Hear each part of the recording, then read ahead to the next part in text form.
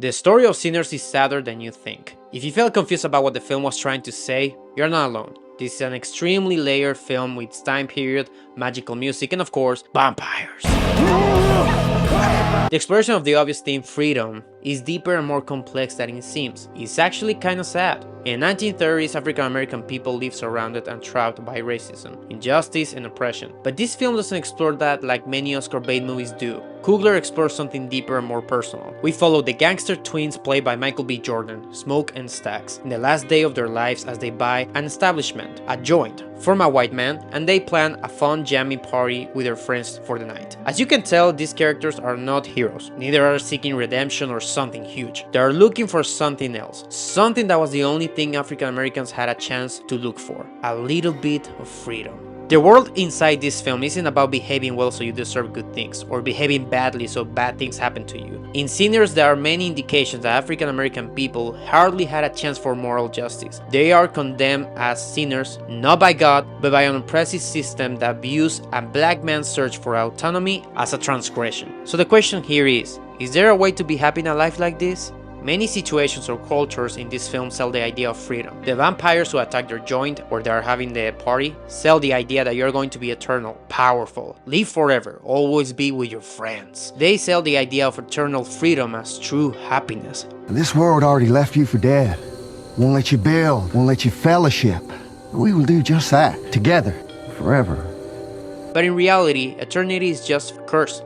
Vampires cannot live under the sunlight. They cannot cross a door without permission and are chained to a master. Even though Smoke didn't become a vampire in the entire movie, he's lived like one. His estranged wife used her hoodoo magic while he was gone to protect him and keep him alive from all the gangster violence he went through to gain power. At the end of the film, Smoke, or his born name Elijah, takes off the magic that was protecting him because he wants to die. He wants to end his life fighting and reunite with his daughter and his wife, who died halfway through the film. And of course, he's extremely happy about it. Being kind of immortal because of this magical protection and living that violent life that turned him from Elijah to Smoke was his curse. This line is proof of it. You put that cig out, you can hold her. I don't want any of that smoke to get on her. Does this mean that the afterlife was a better life than in this world, where African Americans are not free? When people like the twins feel free and happy after they buy the joint for the white man and reunite their friends, it turned out to be a trap. You built something here tonight, and it was beautiful. But it was built on a lie. The next morning, the Ku Klux Klan were going to come and kill all the black folks. You can just tell from Michael B. Jordan's acting that Smoke is disappointed by this. Everything they did was just setting themselves up for a slaughterhouse. He feels that their little taste of freedom was all a farce. Fake freedom. So, is Coogler saying with this film that death at that time was better than life? Let's find out. In the last scene, decades after the jamming party had turned wrong, Smoke's twin, Stack, and his girlfriend, now turned to vampires, enter a club, looking cool, powerful, living through decades and still looking young and awesome. They meet his cousin Sammy, now aged, a character who saw freedom differently. While the others looked at freedom as a right they were denied, Sammy saw it as a feeling. For him, the blues was the key. As Lim said, it wasn't music forced on them. It was created from their own hearts, unlike the rigid music of the church he was forced to play. So what old Sammy says to his cousin and his cousin's girlfriend in the last seconds of the film? Before the sun went down, I think that was the best day of my life.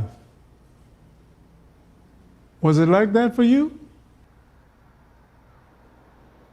No doubt about it. When Sammy played them a song and then said this, there's an extreme sadness they can't hide. The ending reverses the film's exploration of this theme. What Sammy learned that the others couldn't is that there's no such thing as fake freedom. Why? Because he's right.